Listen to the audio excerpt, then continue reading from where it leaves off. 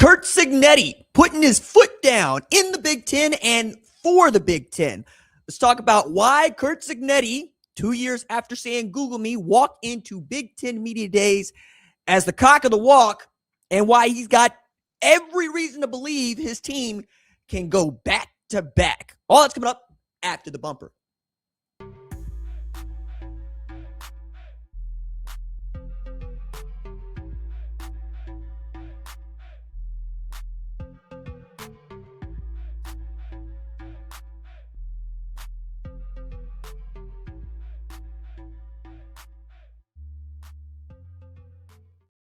What's up, kinfolk? It's RJ Young. I am not on a step mill. If this is your first time watching Adapt and Respond, thank you for joining us here. We talk college football year-round.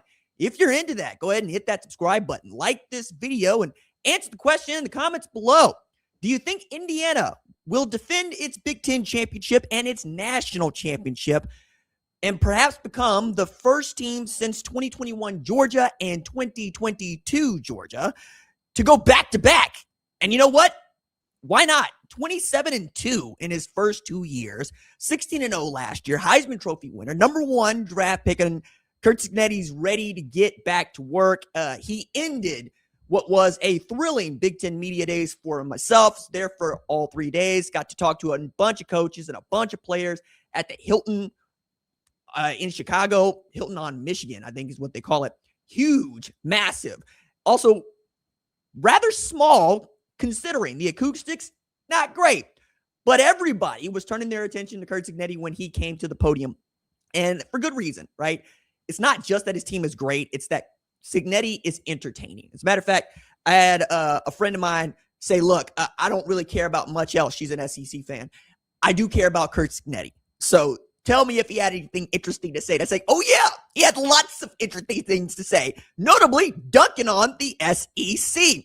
I mentioned he's standing for the Big Ten, and he talked about just what it is to play north of the Mason-Dixon line. The quote is, the Big Ten is the best league in football. A lot of really good football teams, very physical football teams, very well coached. It definitely prepares you for the playoffs. There's no doubt about it. The numbers speak for themselves. We don't run a hype machine up here in the Midwest. We believe everything is earned, not given. When we fall short, we say we fell short. We don't cry a river, whine, and complain. That's why we're the best.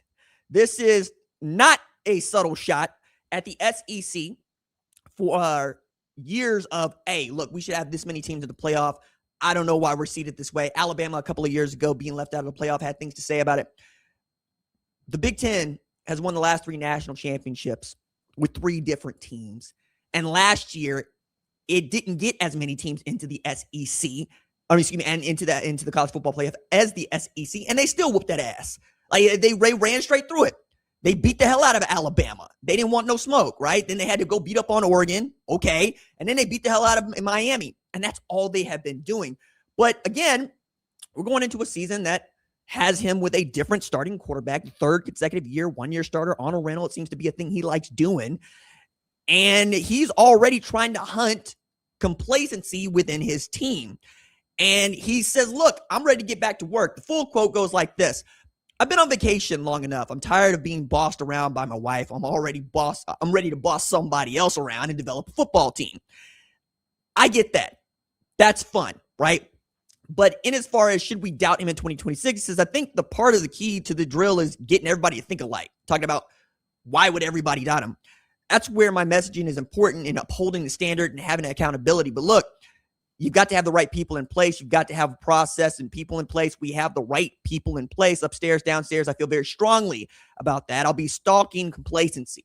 I know that question is coming, but I like what I've seen so far. What he said was, look, we got JMU guys. You know, I got guys that were Mike Shanahan and Brian Haynes, his coordinators. They're JMU guys, right?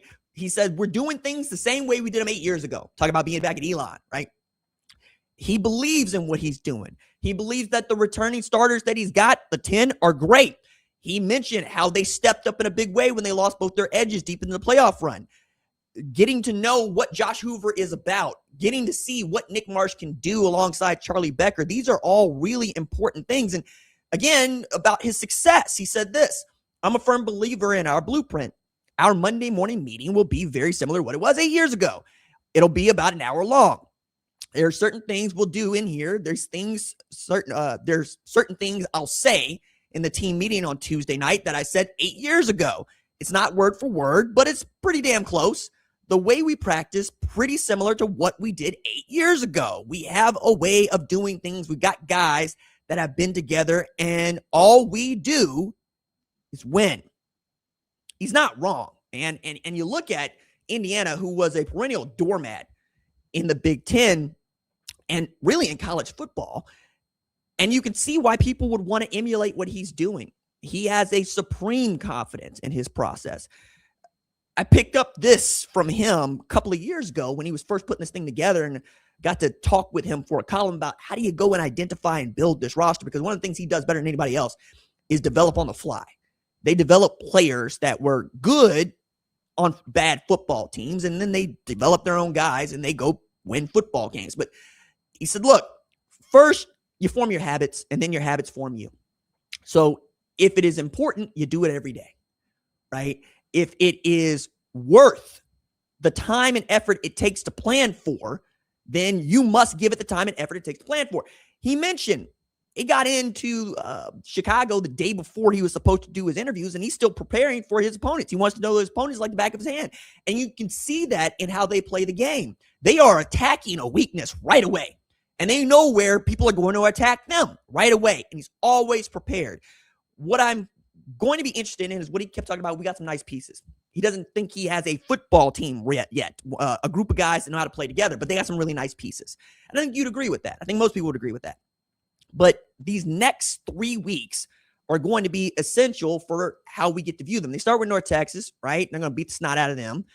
And for another year, they don't really play anybody in the non-conference. And the big game for them on the schedule, at least by October, will be Ohio State coming to Bloomington, which will be a very different Bloomington than what we are used to. But if Indiana can do what they're doing, there's no reason why any other college football team believes they can't do the same, at least in the Power Four, right? Whether or not they're right about this, not quite sure, right? Expectations are, though, that if Texas Christian could play for a national championship, Indiana could play for a national championship, why the hell couldn't somebody else play for a national championship? That was actually David Braun's message at Big Ten Media Days today. He was saying it out loud. Look, why not us? Why can't we go and compete for championships? He's talking about the opening of Ryan Field, their new state-of-the-art stadium, also means that they should be playing in it for a college football venue, like a home game. Why the hell couldn't they do that?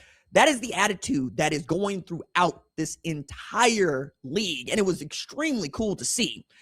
And I can't wait to see what's in store for us in 2026 as we follow the Indiana Hoosiers.